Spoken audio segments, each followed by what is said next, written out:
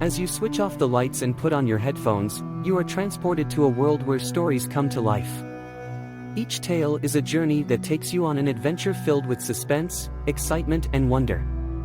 Whether it's a classic fairy tale or a modern-day thriller, each story will captivate your imagination and leave you spellbound. With every turn of the page, you will find yourself immersed in a world of magic and mystery, where anything is possible. So, sit back, relax, and get ready to enter the story world. Let the journey begin. I've always been into the dark web. It's like this secret place where you can get anything you want: drugs, weapons, even human trafficking. But what intrigued me were the creepy websites that people talked about.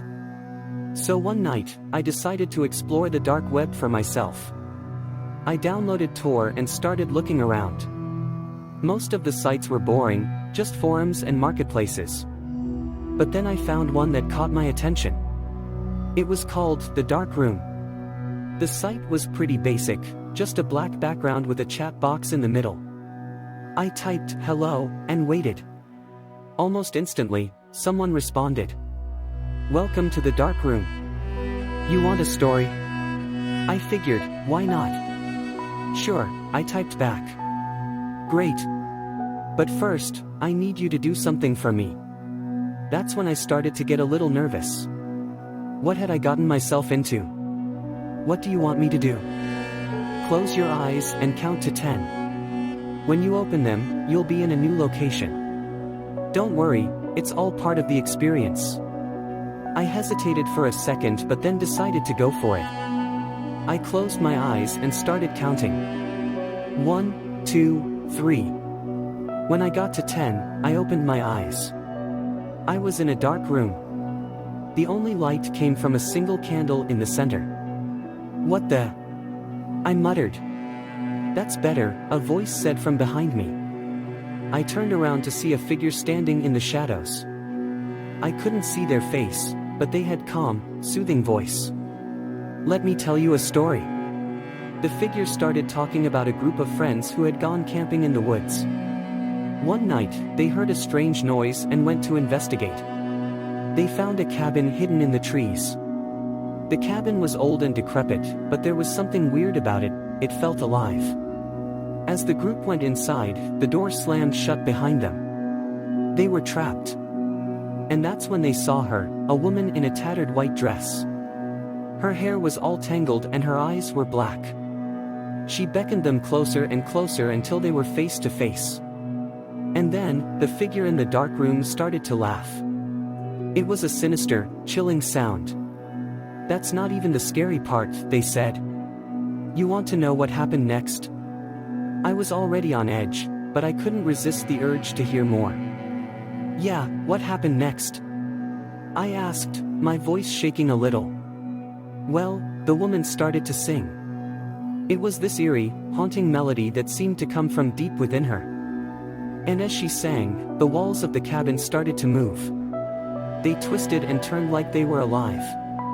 And the woman, she just kept singing and singing, her voice getting louder and more intense. I could feel my heart pounding in my chest. This story was really getting to me. "What happened to the group?" I asked, almost afraid to hear the answer. "They were never seen again," the figure said, their voice still dripping with malice.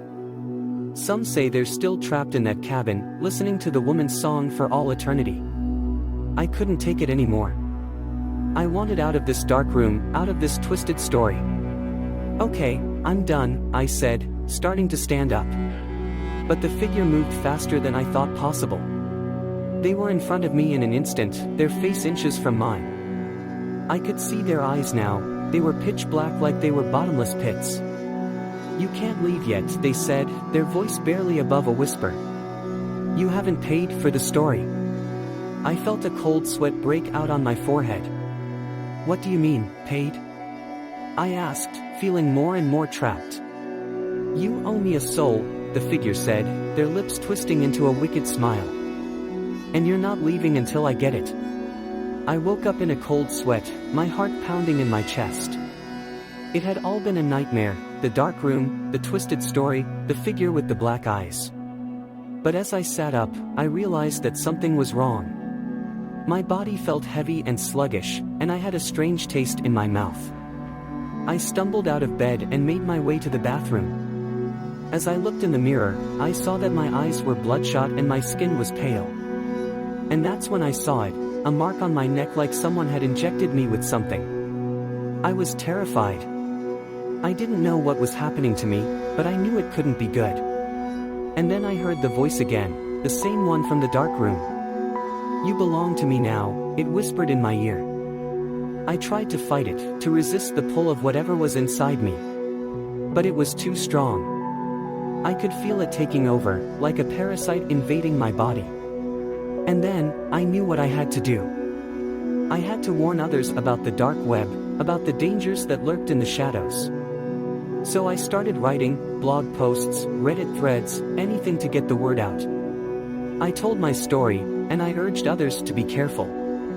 But even as I typed, I could feel the substance inside me growing stronger. It was like cancer, spreading through my veins and taking over my thoughts.